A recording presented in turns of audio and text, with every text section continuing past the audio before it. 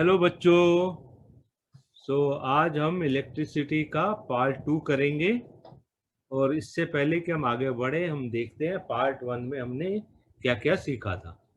So part 1 में number 1 मैंने आपको बताया था what is electric current.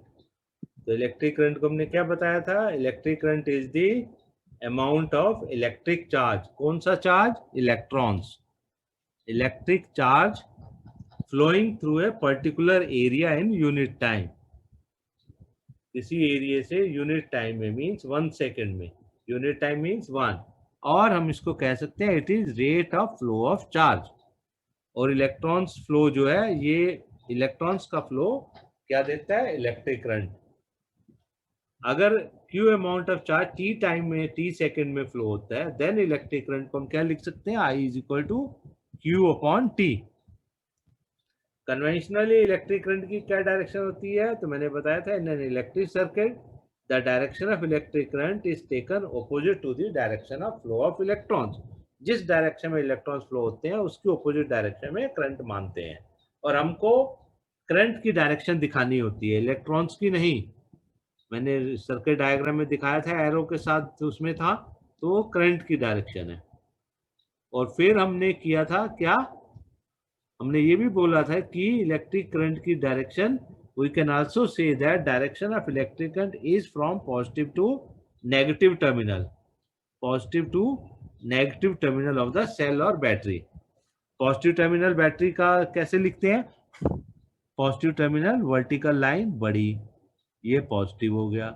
Vertical line छोटी, ये नेगेटिव हो गया, ये सेल हो गया। तो ऐसी अगर ज्यादा सेल हैं तो हम इसको सीरीज में जोड़ सकते हैं। एक से ज्यादा 2 सेल जोड़ने हैं तो हम क्या करेंगे? इस नेगेटिव टर्मिनल को अगले सेल की पॉजिटिव टर्मिनल से जोड़ देंगे।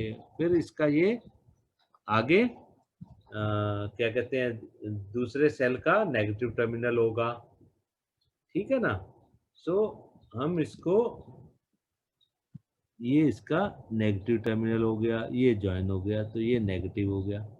सो लाइक दिस हम नंबर ऑफ सेल्स जोड़ सकते हैं, मैंने बताया था। और नंबर ऑफ सेल्स जोड़ेंगे तो क्या बनेगा? बैटरी बन जाएगी। अब मैंने बताया SI unit of electric current क्या होती है, तो वो हम एसआई यूनिट क्या होती है? एम्पियर्स। मेरे फर्स्ट लेक्चर में मैंने बताया था। और चार्ज कूलम, चार्ज की क्या यूनिट होती है? चार्ज की यूनिट होती है कूलम, सी से लिखते हैं। एम्पियर को कैपिटल ए से लिखते हैं। देयरफॉर हम कह सकते हैं कि 1 ampere is equal to 1 coulomb upon 1 second. क्योंकि करंट जो है Q अपॉन टी है, तो Q की जगह पे 1 कूलम, टाइम की जगह पे 1 सेकेंड। तो 1 एम्पियर को पूरा ना लिख के 1 ए भी लिख सकते हैं। कूलम को हम सिंपल सी, कैपिटल सी से, और सेकेंड सेकेंड, तो ऐसे भी लिख सकते हैं हम। फिर 1 कूलम ऑफ चार्ज होता क्या है? 1 कूलम ऑफ चार्ज मैंने बताया था is equal to the total charge of 6 into 10 raise to power 6 into 10 raise to power 18 electrons. 10 to the power 18, 18। तो 10 टू द पावर 18 इलेक्ट्रॉन्स को हम लिखते हैं, ओके। सो इतने इलेक्ट्रॉन्स का जो चार्ज होता है 6 इंटू 10⁻18 इलेक्ट्रॉन्स का, वो equal to 1 coulomb of charge के बराबर होता है। ये हमने इसको 1 कूलम चार्ज को ये डिफाइन किया है। फिर चार्ज ऑफ सिंगल इलेक्ट्रॉन निकालना हो तो क्या होगा? 6 इंटू 10⁻18 इलेक्ट्रॉन्स 1 कूलम है, तो 1 कूलम, 1 इलेक्ट्रॉन का चार्ज क्या होगा? 1/6 टू द पावर 18। और इसको जब हम कर लेंगे डिवाइड तो ये हो जाएगा -19, क्योंकि यहाँ 18 10 टू द पावर 18 डिनोमिनेटर में है, न्यूमरेटर में चला जाएगा तो 10 टू द पावर -19। फिर मैंने आपको बताया था करंट जो है कभी कभी मिली एम्पियर, माइक्रो एम्पियर वगैरह में भी रहता है।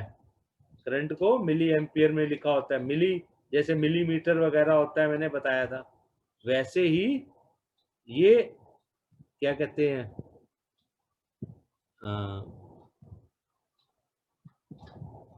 तो इसमें क्या होगा?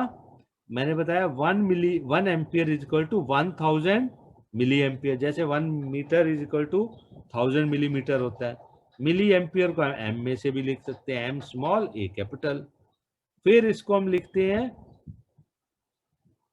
मिली में 3 जीरो है, माइक्रो एम्पियर में भी लिख सकते हैं, माइक्रो में 6 जीरो हो जाती है 1 के साथ, और माइक्रो को हम ऐसे म्यू से लिखते हैं। ये अब ये क्या होता है, इसको हम प्रोनाउंस करते हैं म्यू, म्यू, तो म्यू मीन्स माइक्रो। और इसको हम क्या लिख सकते हैं, 6 जीरो है तो हम इसकी जगह पे क्या लिख सकते हैं, दिस इज इक्वल टू 10⁶। चलो यहाँ नहीं लिखता, यहाँ पे लिखने से कंफ्यूजन होगा, सो मैं इसको ऐसे लिख देता हूँ ऊपर 10⁶।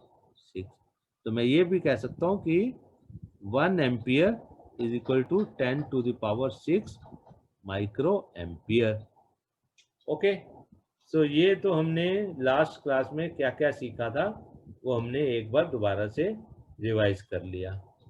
अब हम नेक्स्ट पार्ट जो है आगे बढ़ेंगे। सो मैंने तुम्हें बताया था लास्ट क्लास में कि एक सेल की वोल्टेज कितनी होती है, मैंने वोल्ट वर्ड यूज किया था वहां। मैंने कहा था 1 सेल की स्टैंडर्ड है कि वो मैंने ये बताया था each cell is of 1.5 volt. 1.5 volt को हम 1.5 वी, कैपिटल वी से भी लिख लेते हैं, ठीक है। मैंने बताया था स्टैंडर्ड होता है, हर सेल, पेंसिल सेल, कोई भी सेल होगा 1.5 वोल्ट का होता है। तो अब ये वोल्ट होता क्या है, व्हाट इज वोल्ट? तो वोल्ट को अब हम स्टडी करेंगे। उससे पहले, वोल्ट को स्टडी करने से पहले वोल्ट क्या चीज होती है ये समझने के लिए हम पहले क्या स्टडी करेंगे, इलेक्ट्रिक पोटेंशियल।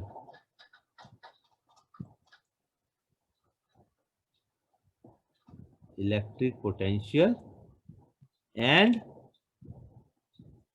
पोटेंशियल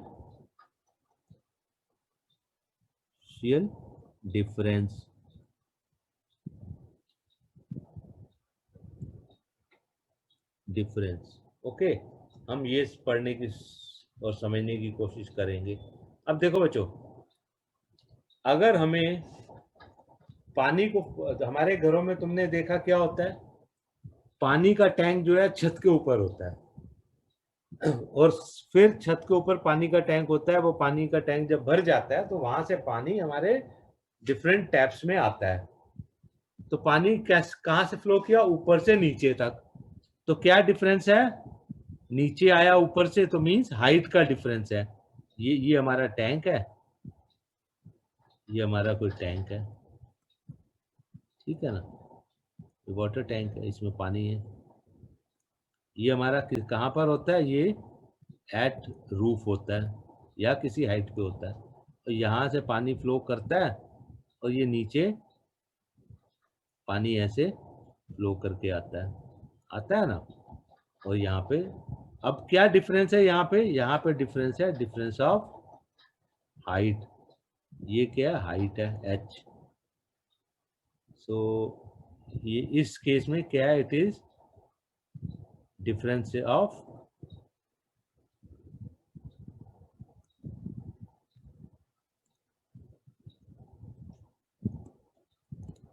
हाइट का डिफरेंस है ना। ओके, अब आपने देखा होगा हवा फ्लो करनी है, एयर, एयर अगर फ्लो करती है तो कैसे करती है एयर, या देखा होगा कि टायर में एयर भरते हैं तो क्या होता है, एक टैंक होता है, ये क्या एयर टैंक होता है, कभी नोट करना। और वहां से किसी टायर में हवा भरनी है तो ये पाइप आती है, पाइप जो है टायर में जाके वहां हवा भरती है। तो क्यों भरती है वहां पे हवा पाइप टायर में जाके, क्योंकि इसमें एयर का प्रेशर, इसके अंदर जो प्रेशर होता है, pressure of air, pressure of air is very high, बहुत ज्यादा प्रेशर होता है एयर का, और फिर वो जो है बहुत हाई होने की वजह से वहां से टायर के अंदर हवा जाती है। तो एयर भी कैसे फ्लो करती है, फ्रॉम हाई प्रेशर टू, तो हम कह सकते हैं air flows from high pressure to low pressure. कभी कभी तुमने सुना होगा, न्यूज में आता है, मेट्रोलॉजी डिपार्टमेंट के रिपोर्ट आती है कि कहीं पे लो प्रेशर बन गया और वहां पे तेज हवाएं चल पड़ी। क्यों? क्योंकि लो प्रेशर बन गया तो क्या होगा, जहां पे ज्यादा प्रेशर है वहां की हवाएं लो प्रेशर में आ जाएंगी। तो ऐसे वाटर जो है वो फ्लो करता है, वो हाइट के डिफरेंस है तो वाटर फ्लो करता है। ऐसी हाइट में अगर अगर ये एक टैंक है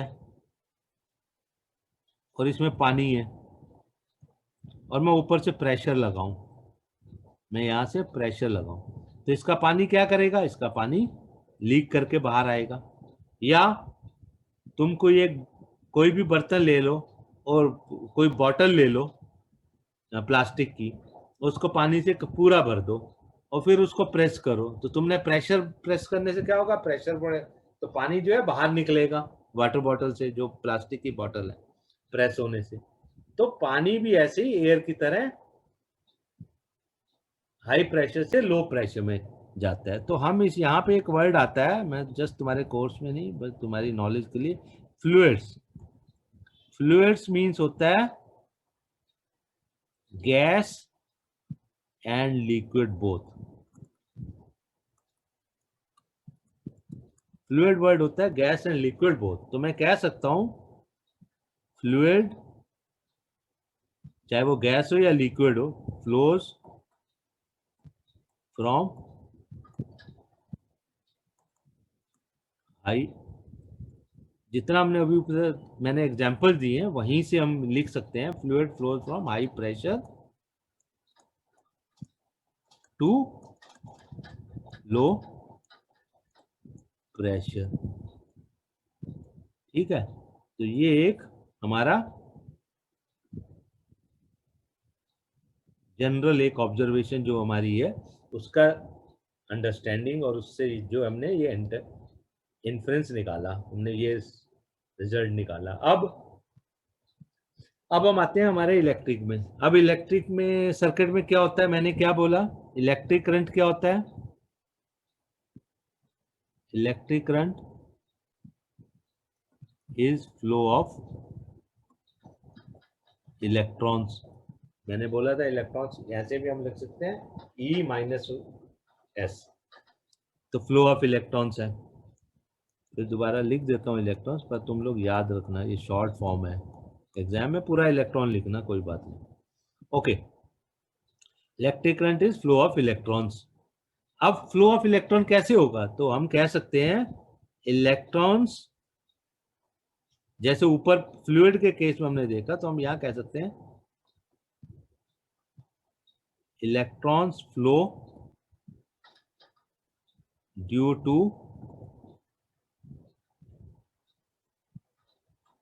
इलेक्ट्रिक प्रेशर। जैसे ऊपर प्रेशर था ऐसे यहाँ इलेक्ट्रिसिटी है तो इलेक्ट्रिक प्रेशर। अब ये इलेक्ट्रिक प्रेशर कौन प्रोड्यूस करता है, so flow due to electric pressure. Electric pressure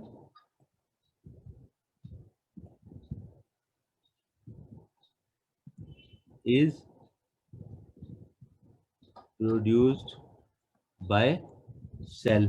जो सेल हम लगाते हैं वो इलेक्ट्रिक प्रेशर प्रोड्यूस करता है, तो सेल के अंदर इलेक्ट्रिक प्रेशर प्रोड्यूस होता है और उसके कारण इलेक्ट्रॉन फ्लो होते हैं। ठीक है, प्रोड्यूस है due to chemical reactions. Just तुम्हारी एक्स्ट्रा नॉलेज के लिए लिख रहा हूँ, due to chemical reaction in the cell, क्योंकि सेल के अंदर केमिकल्स होते हैं, तो वो केमिकल रिएक्शन होता है, केमिकल रिएक्शन से इलेक्ट्रिक प्रेशर बनता है, इलेक्ट्रिक प्रेशर से इलेक्ट्रॉन फ्लो होते हैं, और वो इलेक्ट्रॉन फ्लो होने से इलेक्ट्रिक करंट प्रोड्यूस होता है। सो हमने क्या सीखा कि इलेक्ट्रिक करंट प्रोड्यूस होता है ड्यू टू इलेक्ट्रिक प्रेशर। ठीक है, सो अब ये तो हमने देखा यहाँ पे इलेक्ट्रिक प्रेशर होता है जिसके कारण करंट फ्लो होता है। अब हम आगे देखेंगे कि इलेक्ट्रिक पोटेंशियल डिफरेंस होता क्या है। इलेक्ट्रिक प्रेशर तो हमने देख लिया, तो अब एक वर्ड आएगा इलेक्ट्रिक प्रेशर डिफरेंस है, तो यहाँ पे वर्ड आएगा इलेक्ट्रिक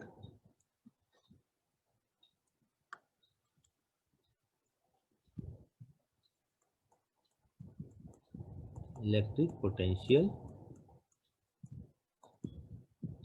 डिफरेंस। जैसे प्रेशर डिफरेंस था, तो वो समझने के लिए मैंने तुम्हें इलेक्ट्रिक प्रेशर बताया। एज सच कोई इलेक्ट्रिक प्रेशर होता नहीं है, जस्ट एक क्रोनोलॉजी की भाई फ्लूइड्स में ऐसा होता है तो इलेक्ट्रॉन फ्लो होते हैं, तो उसमें भी कुछ डिफरेंस पैदा होता है। तो यहाँ बेसिकली इलेक्ट्रिक प्रेशर नहीं पैदा होता, इलेक्ट्रिक प्रेशर डिफरेंस नहीं होता, यहाँ होता है इलेक्ट्रिक पोटेंशियल डिफरेंस। तो इलेक्ट्रिक पोटेंशियल डिफरेंस होता क्या है? तो electric potential difference between, difference है तो बिटवीन 2 पॉइंट्स होगा, हमेशा प्रेशर बिटवीन 2 पॉइंट्स ही होता है ना। तो electric potential difference between 2 points, 2 points के बीच का होगा। वो होता क्या है? तो between 2 points in an electric circuit, को इलेक्ट्रिक सर्किट में ही तो पैदा होगा ना, in an electric circuit, in an electric circuit जो कि कैरी करता है, carrying electric current. Electric circuit है तो इलेक्ट्रिक करंट भी कैरी करेगा। इज क्या है? Is defined as work done. ये है work done, is defined as work done, ये इंपॉर्टेंट है, याद रखना है। Is defined as work done to move a unit charge. Unit charge means 1 coulomb. To move a unit charge from one point to another। जो 2 point के बीच में हमको electric potential difference देखना है, तो उन 2 पॉइंट के बीच में जितना काम होगा एक यूनिट चार्ज को मूव करने में, उन 2 पॉइंट्स के बीच में किसी भी इलेक्ट्रिक सर्किट में, वो कहलाता है इलेक्ट्रिक पोटेंशियल डिफरेंस। तो मैं ये कहूं, if amount of work done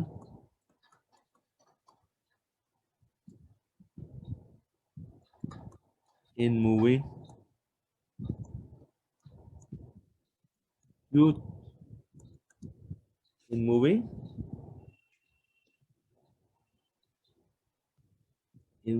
q amount of charge from one point to another, if amount of work done equals to W है, तो Q amount of charge के लिए W है।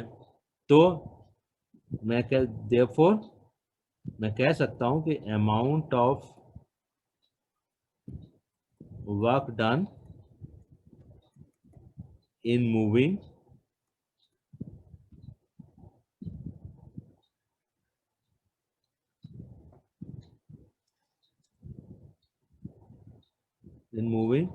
यूनिट चार्ज मीन्स एक चार्ज,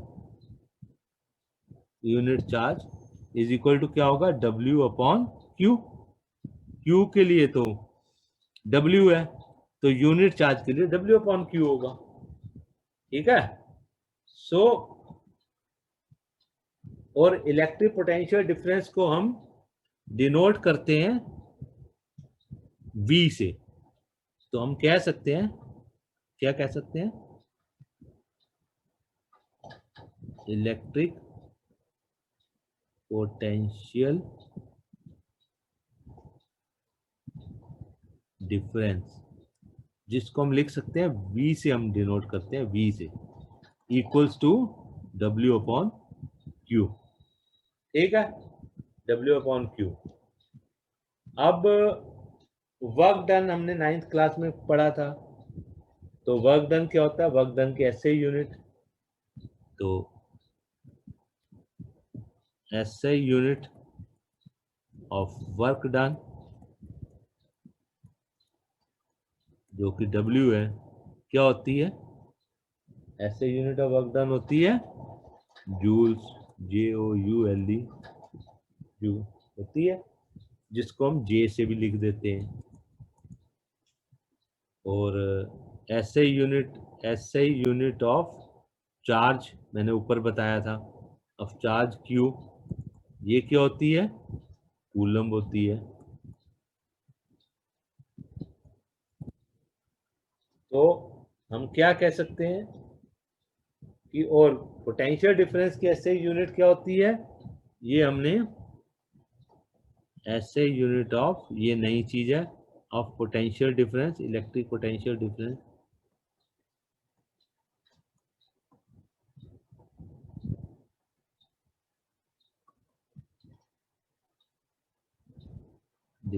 और electric potential भी कह सकते हैं, और इलेक्ट्रिक, भाई हाइट का डिफरेंस हो तो हम हाइट भी कह देते हैं, तो और इलेक्ट्रिक पोटेंशियल ये क्या होती है, ये होती है वोल्ट, VO LT, वोल्ट, इसको हम V से लिखते हैं, ओके। कूलम को हम C से लिखते हैं। तो अब ये हमारा इक्वेशन है, ये हमारा एक रिजल्ट है, V इज इक्वल टू क्या है, V is equal to W/Q, मैंने बताया डेफिनेशन से आया, V is equal to W/Q। तो इसको अगर हम देखें तो हम कह सकते हैं, क्या कह सकते हैं कि इसको हम यूज करें तो हम ये कह सकते हैं क्या कि V की जगह पे हम यूनिट लिखें तो 1 volt is equal to, W की यूनिट है जूल्स, तो 1 जूल, और चार्ज की है कूलम, तो अपॉन 1 कूलम, ठीक है ना। तो और वोल्ट की जगह 1 V लिख सकते हैं, जूल की जगह 1 J लिख सकते हैं, और ये 1 C लिख सकते हैं। तो हम इसको लिख सकते हैं 1 जूल और C⁻⁻1 भी लिख सकते हैं। तो कैसे भी हम इसको लिख के समझ सकते हैं। So potential difference, electric potential difference हो या कभी कभी इलेक्ट्रिक पोटेंशियल लिखा होगा, तो वो क्या है, is the amount of work done in moving unit charge from one point two the other in an electric circuit carrying current. कोई इलेक्ट्रिक सर्किट है जिसमें करंट कैरी हो रहा है, इलेक्ट्रिक सर्किट है तो करंट कैरी होगा। सो पोटेंशियल डिफरेंस जो होता है दो पॉइंट के बीच में होता है, हमने देखा है वर्क डन बिटवीन 2 पॉइंट्स। तो पोटेंशियल डिफरेंस जब भी होता है इसको हम मेजर करते हैं, हाउ टू मेजर कैसे करते हैं, how to measure potential, electric potential या पोटेंशियल डिफरेंस कैसे मेजर करते हैं। कोई इंस्ट्रूमेंट होगा तो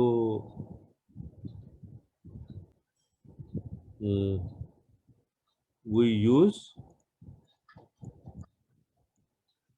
एन इंस्ट्रूमेंट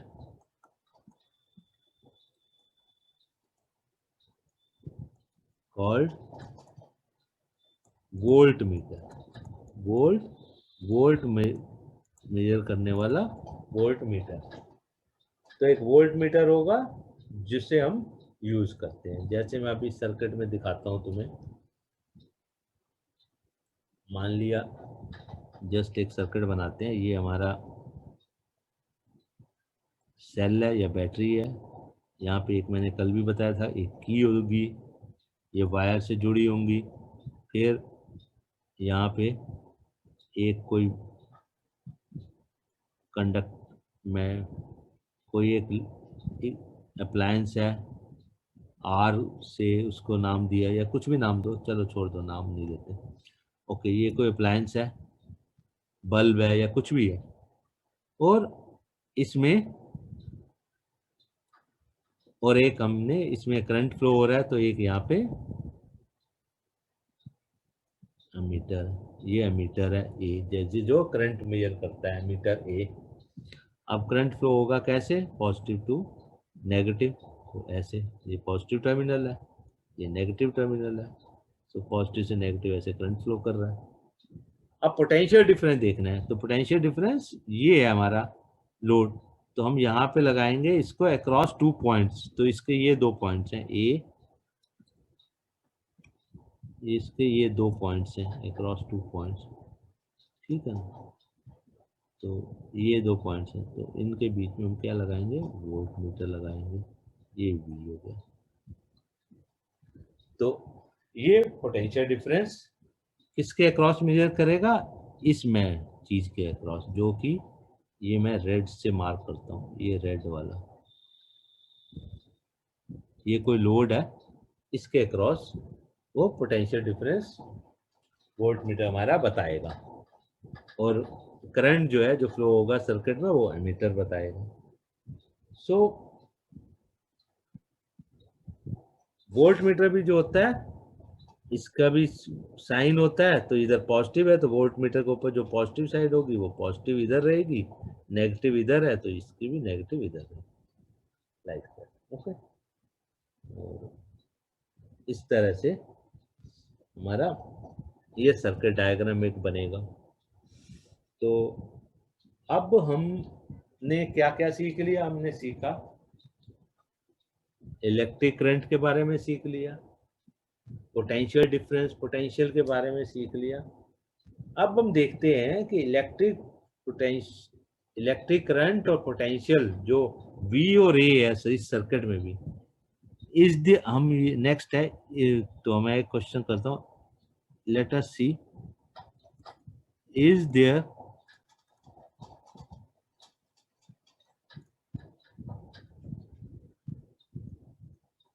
any relation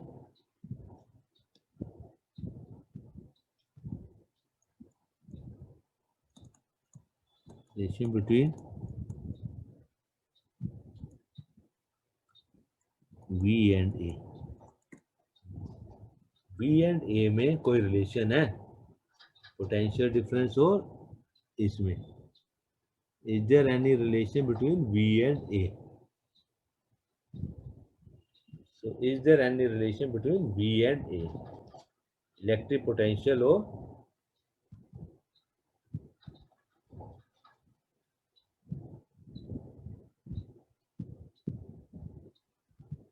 ठीक है, is there any relation between V and A। तो इसको हम रिलेशन समझने के लिए हम क्या करेंगे, हम इसमें अलग अलग ये V जो है, हम इस V और A में से एक चीज वेरी करेंगे, एक को चेंज करेंगे, V या A में से एक, तो इजी होता है V चेंज करना, तो हम V चेंज करेंगे और देखेंगे करंट में क्या फर्क आता है। तो जब हम V और A को एक को चेंज करते हैं और रिलेशन देखते हैं, तो हम ये ऑब्जर्व करते हैं कि अगर ये हमारा ग्राफ है जिसमें इधर है करंट I और इधर है वाई एक्सिस में वोल्ट, तो हम देखते हैं जैसे जैसे V बढ़ता है तो I भी बढ़ता है, मींस V बढ़ेगा I भी बढ़ेगा, तो हमारा ग्राफ ऐसे आता है, V 0 है तो I 0 है। तो ये जो है V, तो वी विल नोट क्या है, वी विल नोटिस, क्या नोटिस करेंगे, we will notice that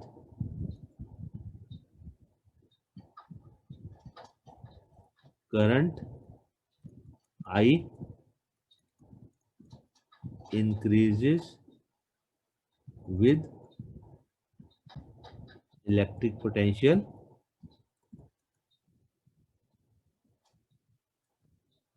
V।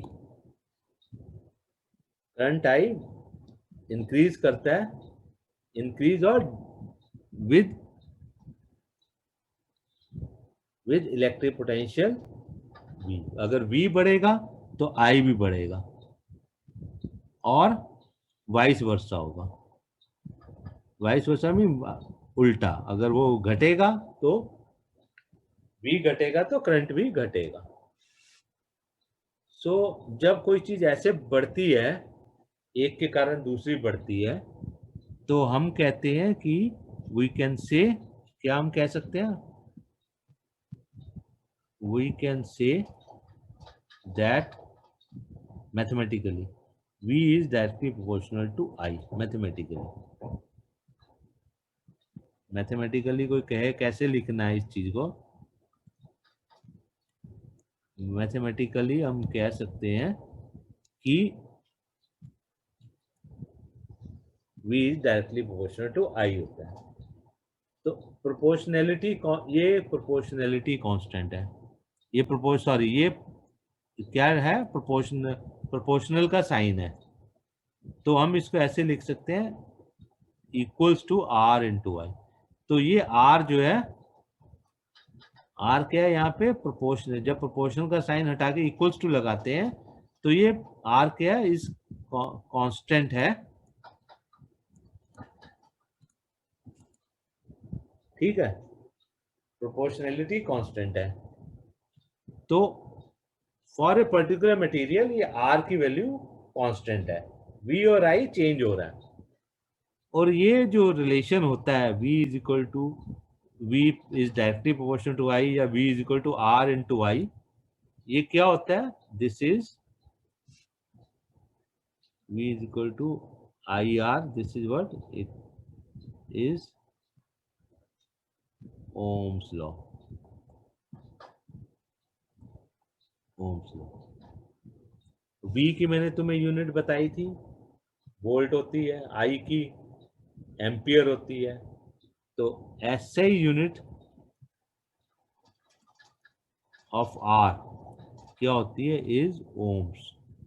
जिस साइंटिस्ट ने इसके ये रिलेशन हमें बताया था, तो उसी के नाम पर है ओम्स। ओम्स को हम ऐसे भी साइन है, ओम को हम ऐसा साइन भी है ओम। हर बार ओम पूरा नहीं लिखते हैं, साइन देने से हो जाता है। तो ऐसे यूनिट ऑफ आर ओम हो गई। तो जैसे हमने ऊपर किया था वर्क डन वाला, तो हम यहाँ पे कह सकते हैं, क्या कह सकते हैं कि R is equal to V upon I. तो इससे हम क्या कह सकते हैं, क्या कि 1 ohm is equal to 1 volt upon 1 ampere. तो ये क्या होगा, 1 volt ampere to the power -1।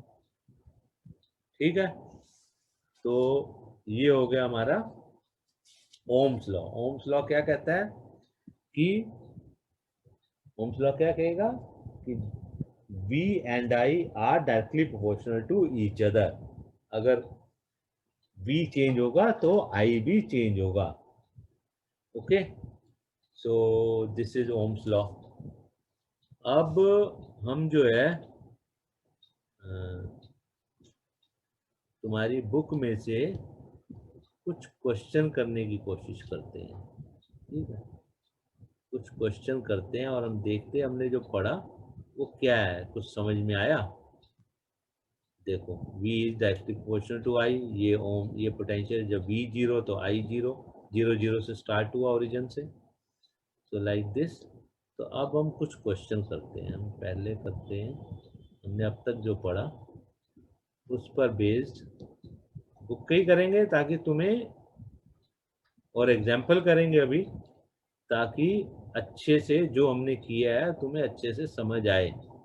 फिर बाकी क्वेश्चन, बाकी सब कुछ जैसे जैसे आगे बढ़ेंगे तो नई नई चीज़ें, नए नए जगह से क्वेश्चंस करेंगे। तो अभी तुम्हारा फर्स्ट क्वेश्चन कहाँ है, 12.1।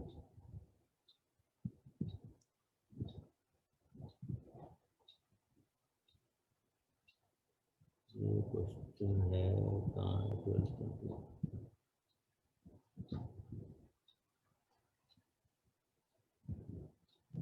ये ओके, इसको कॉपी कर लेते हैं।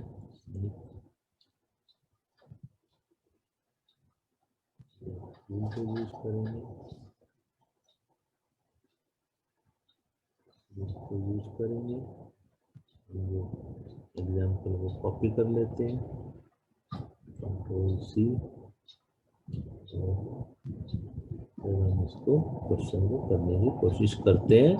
देखते हैं अब तक हमने जो पढ़ा उससे हम क्या सीखे, कुछ सीखे भी हैं या बस पढ़ते चले जा रहे हैं। तो और मैं बार बार बोलता हूँ, साथ साथ पढ़ते रहना, नहीं तो सब कुछ ऊपर से साफ होता जाएगा, कुछ नहीं दिमाग में आ बैठेगा। अब ये कहता है a current of 0.5 ampere, 0.5 A means ampere.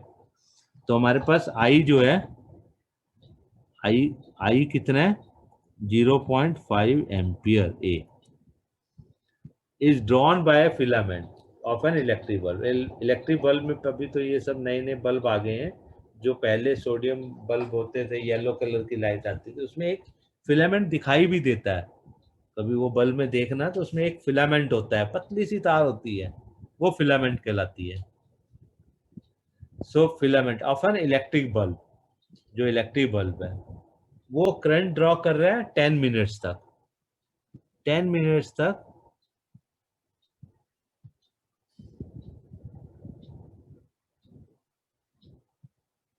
10 minutes तक क्या है कि करंट ऑफ 0.5 एम्पियर वो ड्रॉ कर रहा है। सो टाइम इज 10 मिनट्स। अच्छा, मैंने तुम्हें बोला है जब भी ऐसे यूनिट में टाइम है, मिनट्स में नहीं होता है, टाइम की ऐसे यूनिट होती है सेकंड। तो हम इसको सेकंड्स में यहीं के यहीं बदल देंगे, बाद में नहीं, यहीं, ताकि गलती ना हो। इनटू सेकंड्स मतलब 600 सेकंड्स, बाद में करने से भूल जाते हैं। और एम्पियर, करंट तो एम्पियर में होता है, ऐसे यूनिट तो एम्पियर ही है। तो find the amount of charge that flows through. अब वो कह रहे हैं कितना चार्ज फ्लो हुआ। सो हमें मालूम है, क्या मालूम है, करंट क्या होता है, is the amount of charge flows in unit time. So we know क्या है, हमें क्या निकालना है, amount of electric charge. We know I is equal to Q upon T. तो हमें क्या निकालना है, यहाँ पे आई दिया हुआ है, टी दिया हुआ है, हमको निकालना है क्यू निकालना है ना। Find the amount of electric charge निकालना है, क्लियर है, अमाउंट ऑफ इलेक्ट्रिक चार्ज ये निकालना है। तो Q क्या हो जाएगा, Q is equal to I into T. I कितना है 0.5 इंटू टी 600 सेकेंड्स। सो इसको मल्टीप्लाई करेंगे तो क्या आ जाएगा 300 आएगा। ये 10 यहाँ आ गया, ये डेसिमल उड़ गया, ये 10 इस एक जीरो से चला गया, 5 इंटू 60 300। यूनिट क्या होगी, कूलम। सो चार्ज हो गया 300 कूलम्स। ओके, तो ये हमारा आंसर हो गया। आंसर क्या हो गया, आंसर हो गया 300 कूलम। चाहे कूलम ऐसे लिखो, चाहे कूलम ऐसे लिखो, या सी सिंपल। बार बार इसलिए लिख रहा हूं ताकि तुम्हें याद रहे, बाद में सिर्फ सी लिखने से भी तुम्हारा काम चलेगा। ओके, अब हम नेक्स्ट क्वेश्चन देखते हैं क्या है। एग्जाम्पल ही करेंगे ताकि तुम्हें रीड करने में, पढ़ने में एक बार आइडिया लग जाए, फिर धीरे धीरे आगे जैसा होगा करते रहेंगे। और तुम्हें भी कुछ डाउट्स हो तो पूछते रहना, इसमें जाकर स्टडी कॉर्नर में, ऐड गुरु के स्टडी कॉर्नर में जाके पूछ लेना, ठीक है। तो ये क्या कहता है, ये न्यू, अब हम यहाँ पे, ये एग्जाम्पल है तो कंट्रोल सी, देखते हैं इसको भी करते हैं।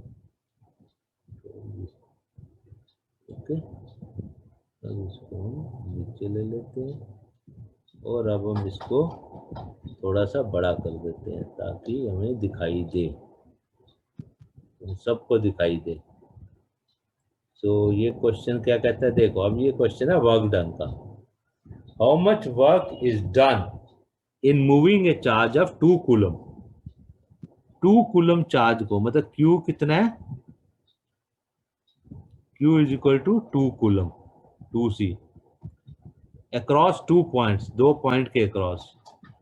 अक्रॉस 2 पॉइंट मीन्स ये अगर हमारे पास कोई कंडक्टर है, कुछ लोड है, इसके 2 पॉइंट across these points A and B, इसके across cross to having potential difference of V 12 volt, मतलब इसके अक्रॉस पोटेंशियल डिफरेंस कितना है, पोटेंशियल डिफरेंस है 12 वोल्ट का, 12 वोल्ट का पोटेंशियल डिफरेंस है। तो पोटेंशियल डिफरेंस कितना है,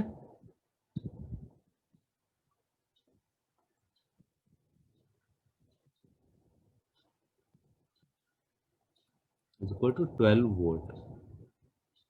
वो कह रहे हैं how much work will be done, तो हमें चार्ज, पोटेंशियल डिफरेंस और वर्क डन का रिलेशन मालूम है। क्या मालूम है, हमने किया था, क्या वी नो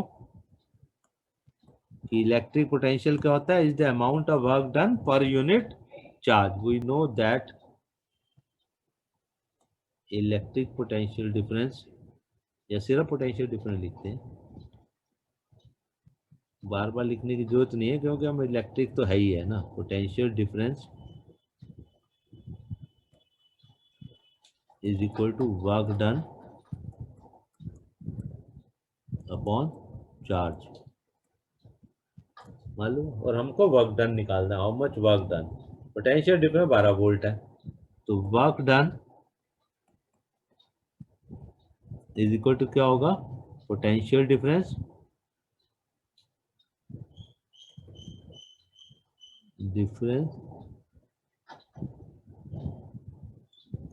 टू चार्ज। फार्मूले हमेशा जितने हैं सब याद रखने हैं, तभी होंगे ये क्वेश्चंस। पोटेंशियल डिफरेंस कितना है, 12 वोल्ट, और चार्ज है 2 कूलम, तो ये आ गया 24। अब यूनिट क्या होगी वर्क डन की, ये 1 कूलम में है चार्ज, पोटेंशियल डिफरेंस वोल्ट में है, तो वर्क डन किस में होता है, जूल्स में, 24 जूल्स। ठीक है, सो ये हमारा क्वेश्चन हो गया। नेक्स्ट, सिंपल छोटे छोटे क्वेश्चन है, पर हमको जैसे जैसे याद रखेंगे तो वैसे वैसे हम कर पाएंगे। तो ये ओम्स लॉ मैंने बता दिया तुम्हें कि V is directly proportional to I, और R जो होता है ओम्स होता है। ओम्स की यूनिट भी बता दी मैंने, सॉरी रेजिस्टेंस, R रेजिस्टेंस होता है, उसकी यूनिट बता दी ओम्स। अब हम जो है नेक्स्ट करेंगे क्या, factors on which resistance of a conductor depends. किन किन फैक्टर्स पे resistance of a conductor depend करता है।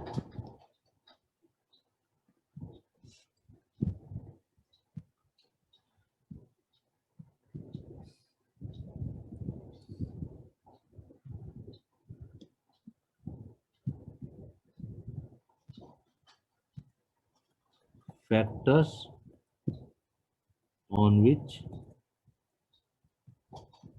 resistance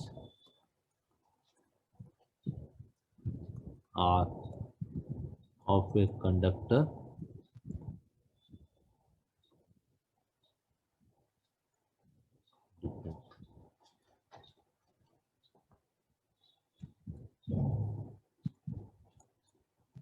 ठीक है, तो क्या है, तो पहले तो हम देखेंगे कि रेजिस्टेंस किस पे नहीं डिपेंड करता। रेजिस्टेंस जो होता है, अच्छा रेजिस्टेंस होता है क्या है, रेजिस्टेंस मींस टू रेजिस्ट, किसी को रोकना, रेजिस्ट करना। अच्छा तुमने नोटिस किया होगा क्या कि जब कोई इलेक्ट्रिशियन जब काम करता है तो एडवाइस करते हैं कि हाथों में ग्लव्स पहन लो, रबड़ के ग्लव्स पहन लो। और अगर तुम ग्राउंड पर खड़े हो तो जूते पहन के खड़े हो, रबड़ के स्पेशली, और गीले नहीं होने चाहिए, है ना। और वुडन प्लैंक के ऊपर खड़े हो जाओ, वुडन प्लैंक पे भी खड़ा होने को कहते हैं। तो ये सब क्या है? ये सब है सेफ्टी। इलेक्ट्रिकल का काम जब करते हैं तो सेफ्टी के लिए, कि करंट ना लगे। सुना होगा करंट लग जाता है कभी कभी। तो सेफ्टी, सेफ्टी क्या है? Safety to protect against electric current, shock ना लगे। तो होता क्या है कि अगर कोई वुडन प्लैंक के ऊपर खड़ा है या रबड़ के हाथों में ग्लव्स पहने हुए हैं, तो जैसे ही अगर कोई नेकेड वायर या कोई उसको टच करेगा, किसी करंट करंट वाली वायर को, वैसे तो पीछे से लाइन बंद कर देते हैं जब भी काम करते हैं। पर अगर कोई किसी का बाई चांस कुछ ऐसा काम है कि लाइट पीछे से ऑन भी है, करनी पड़ रही है मजबूरी में, और उसे काम भी करना है, तो वो क्या करेगा? हाथ में ग्लव्स पहनेगा। तो अगर जो करंट कैरिंग वायर है, जो वायर घर में जो करंट जिसके अंदर है, उसको टच करेगा तो रबड़ में से करंट पास नहीं होता। अगर उसने ग्लव्स नहीं पहने हुए और फिर उसके नेकेड हैंड्स हैं, तो उस हाथों में करंट आ जाएगा। पर अगर वो वुडन प्लैंक के ऊपर खड़ा हुआ है, तो वो करंट जो है उसकी बॉडी के थ्रू ग्राउंड में, जमीन के अंदर नहीं जाएगा, क्योंकि नीचे वुड है। वुड करंट जो है फ्लो नहीं करती है। तो हमारे पास क्या है? देयर आर, हम कह सकते हैं, there are some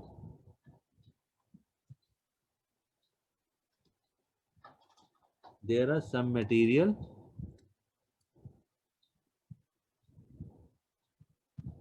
some materials which are good conductor of electricity, जिसके अंदर से इलेक्ट्रिसिटी इजीली पास हो जाती है। Good conductor of electricity, like, अब तुम बताओ। गुड कंडक्टर ऑफ इलेक्ट्रिसिटी जिनमें से करंट फ्लो करता है, कौन कौन सी चीजें होती हैं? कॉपर, कॉपर की वायर होती है जो घरों में हम यूज करते हैं, तो copper good conductor of electricity. Aluminium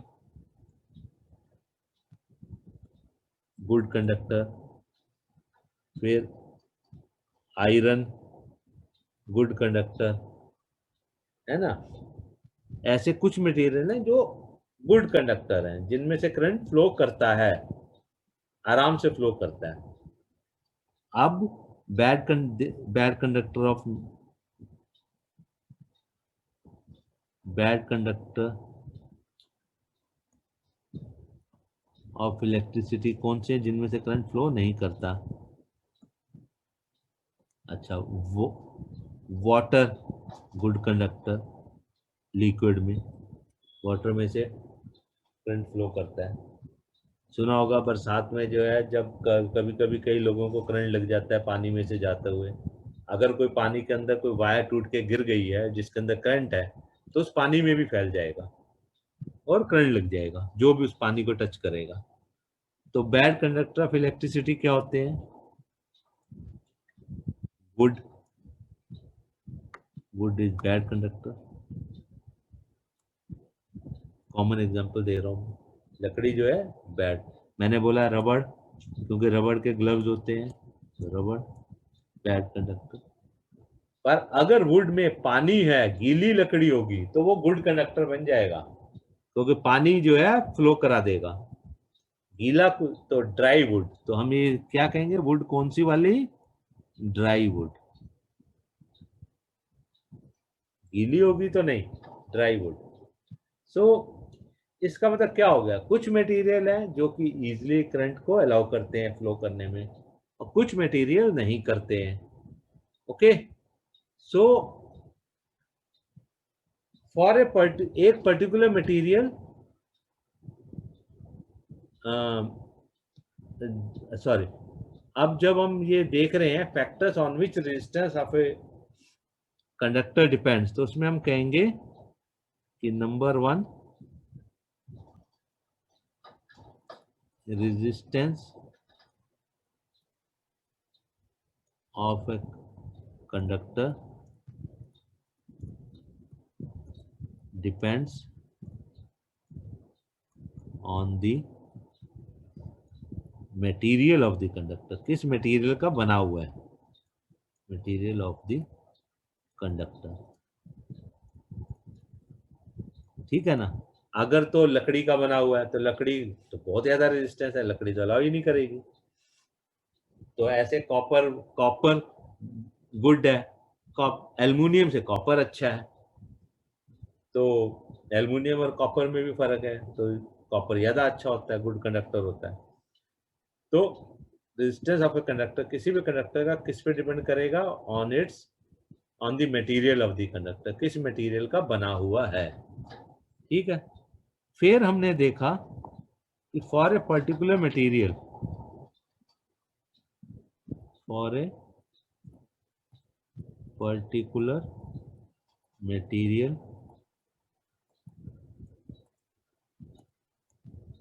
the resistance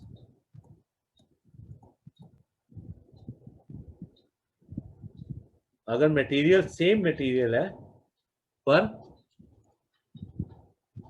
for a particular material resistance depends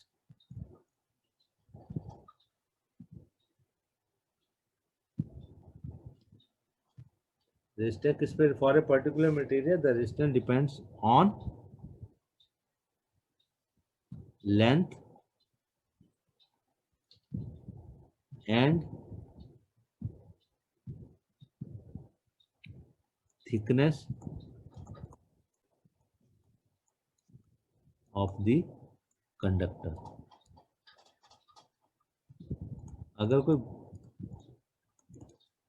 अगर कोई सेम मटेरियल है, तो हमारे पास दो कंडक्टर है सेम मटेरियल के, और उनकी अगर लेंथ या थिकनेस में कुछ भी चेंज हो जाएगा अब, तो रेजिस्टेंस दोनों का फर्क हो जाएगा, ये हमने ऑब्जर्व किया। तो for a particular material resistance of A depends on length and thickness of the conductor. तो क्या होता है, resistance increases with lng length of the conductor।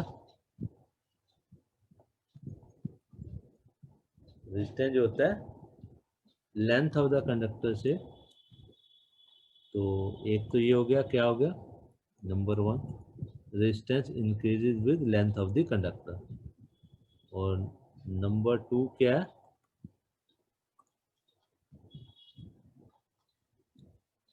resistance decreases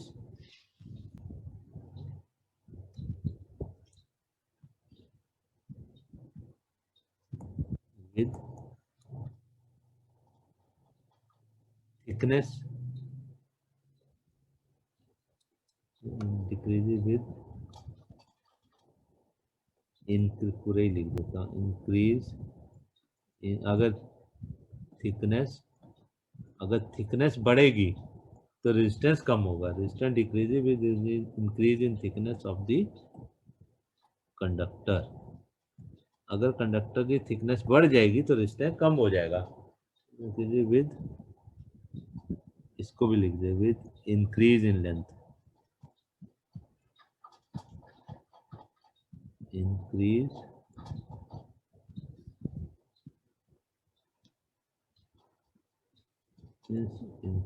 दोबारा लिख दो, with increase in length of the conductor, ठीक है। Length के साथ रेजिस्टेंस बढ़ेगा, लेंथ बढ़ेगी तो रेजिस्टेंस बढ़ेगा, लेंथ घटेगी तो रेजिस्टेंस घटेगा, और फिर दोनों में एंड वाइस वर्सा उल्टा भी होगा, एंड वाइस वर्सा मीन्स अगर थिकनेस कम होगी, डिक्रीज करेगी तो रेजिस्टेंस बढ़ेगा, और इसमें भी एंड ऊपर वाले में भी वाइस वर्सा। वाइस वर्सा का मतलब होता है उल्टा, और दोनों केस में फिर उल्टा रिजल्ट आएगा। And vice versa. Okay, so कह सकते हैं क्या, if R is the resistance of a conductor of length G, the length L, and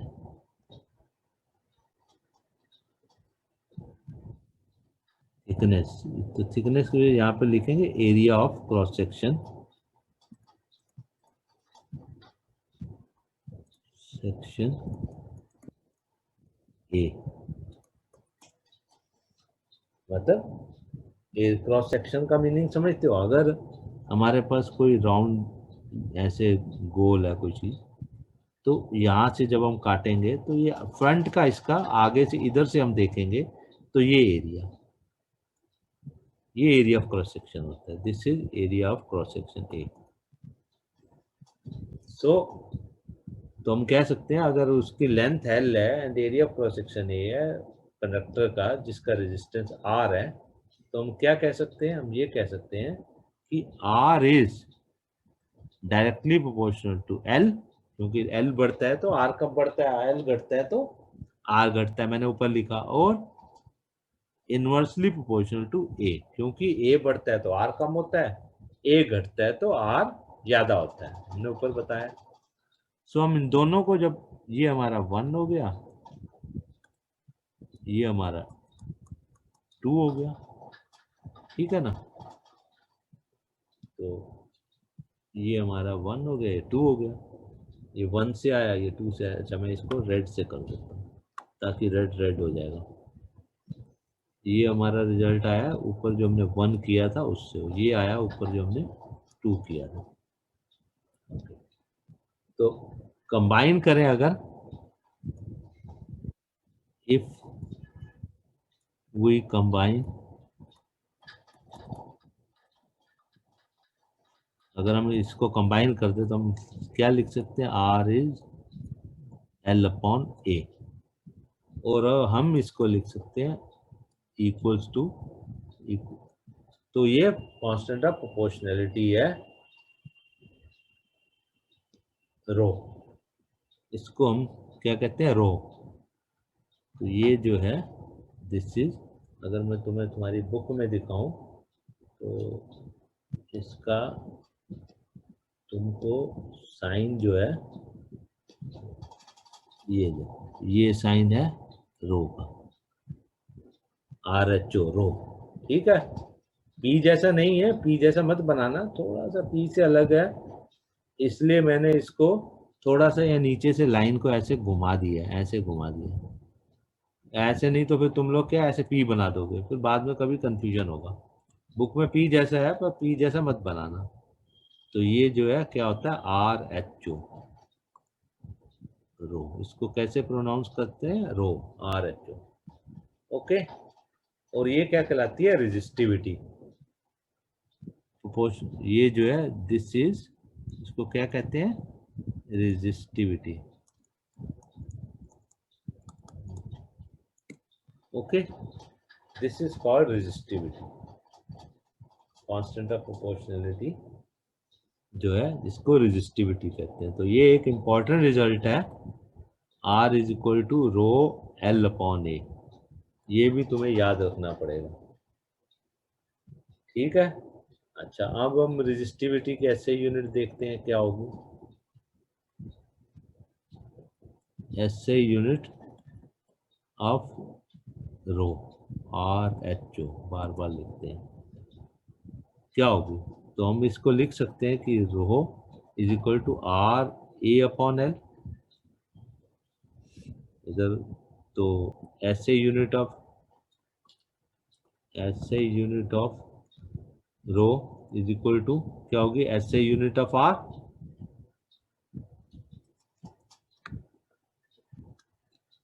तो ऐसे यूनिट ऑफ ये तो सबकी ऐसे यूनिट लिखनी पड़ेगी, ऐसे यूनिट ऑफ आर, फिर इनटू ऐसे unit of area of cross section, unit of A upon ऐसे यूनिट ऑफ लेंथ एल। तो रो की क्या होती है, ओम्स, ऐसे unit. Area of cross section, area की क्या होती है, मीटर स्क्वायर, और लेंथ की क्या होती है, मीटर। ठीक है, तो ये मीटर एक बार कट जाएगा, कटेगा, मीटर स्क्वायर है, नीचे मीटर है, तो 1 मीटर तो कट जाएगा, ये इससे कट गया, तो ये क्या बचा, ओम्स मीटर। तो ऐसे यूनिट ऑफ रो क्या हो गई, ओम्स मीटर। इसको चाहे ऐसे लिखें, चाहे हम इसको लिखें ओम इंटू मीटर, ये ऐसे यूनिट ऑफ रो। ओके, तो बाकी इस पर बेस्ड कुछ न्यूमेरिकल्स होंगे, वो हम कल करेंगे।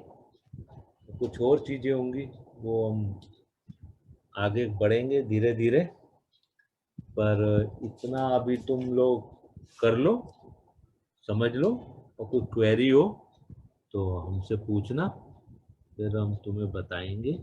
ओके, चलो गुड बाय।